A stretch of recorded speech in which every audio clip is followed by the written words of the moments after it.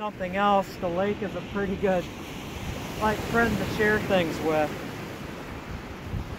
I've been really bad as far as customer service, checking my Facebook page, even going to the YouTube channel and responding. It's like one of these funny seasonal things that my entire being is occupied with protecting this place and operating the preserve, basically with no time off, because I live where I work, surrounded by people for 7 months out of the year, lots of things to do. Before I wake up, got to keep an eye out for people that are potentially coming in, around the gate. Then we open up. Then at night, I'm still on guard duty. So it's a long stretch, 7 months.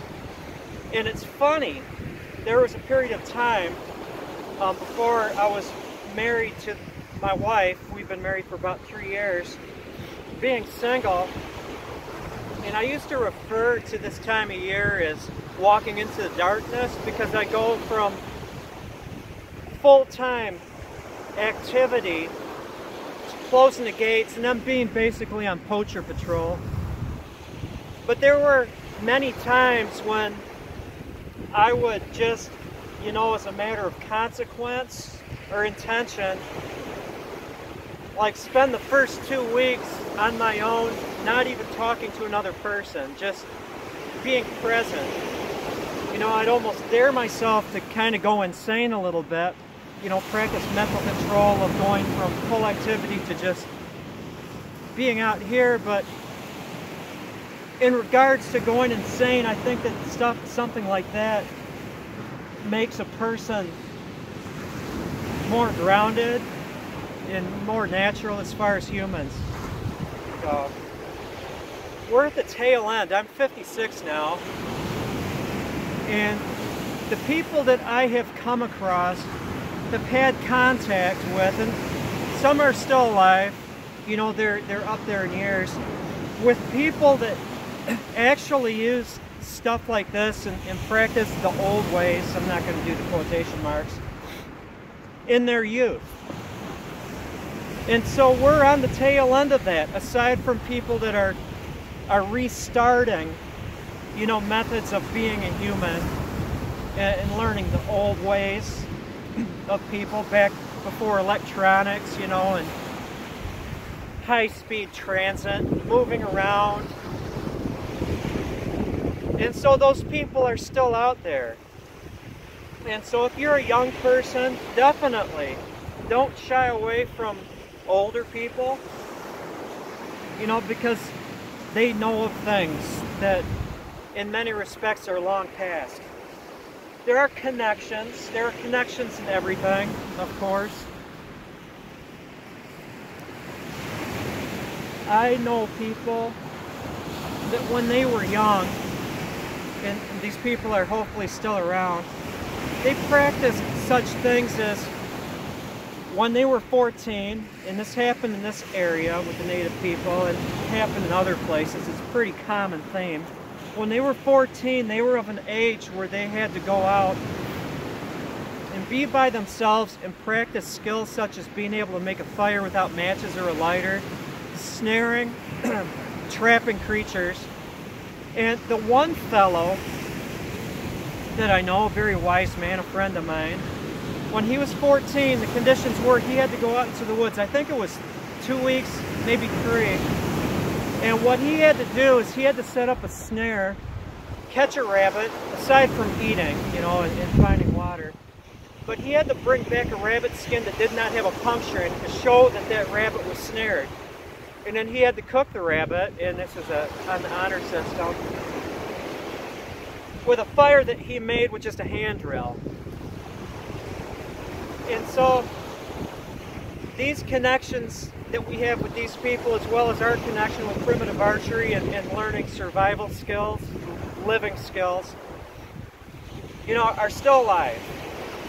And I'm proud to be part of this community of people that are trying to hang on to the past. Now, on a personal note, I've got a couple personal notes here. Beautiful. I love the beach because there's no footprints except for my own. And there's something very primordial about that. Walking along this stretch of beach and I don't see any signs of living people brings me back to a place when the world was clean and it was undamaged and it was unpolluted with the internet. But the personal note as far as that goes, oh, there's a dead creature over there. I'll go check it out. Beachcombing. Is that my version of a ceremonial hunt? I am not, you know, against or anti, you know, how other people hunt. It's just my personal thing. It's making the bow, making the arrows, going out, catching something, you know, and it really doesn't matter if it's a deer or a squirrel. You know, it's the whole circle of life thing.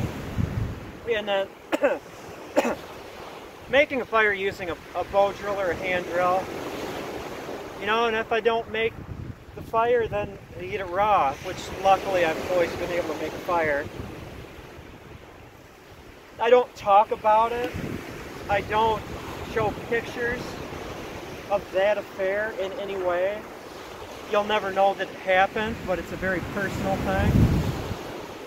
I think it's honest if we eat meat that you go out there and actually at least once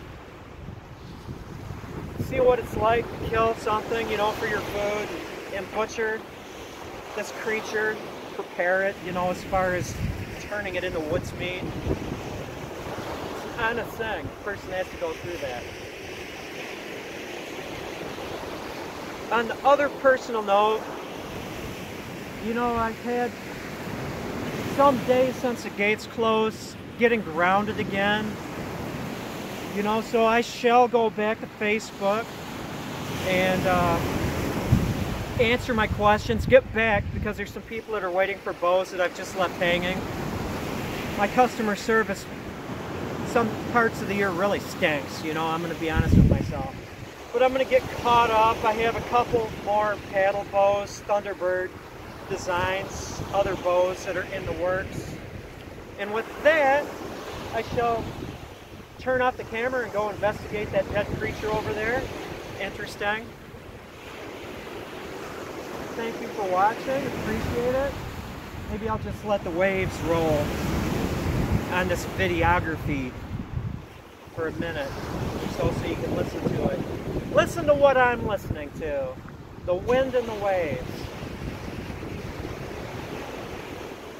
Yep.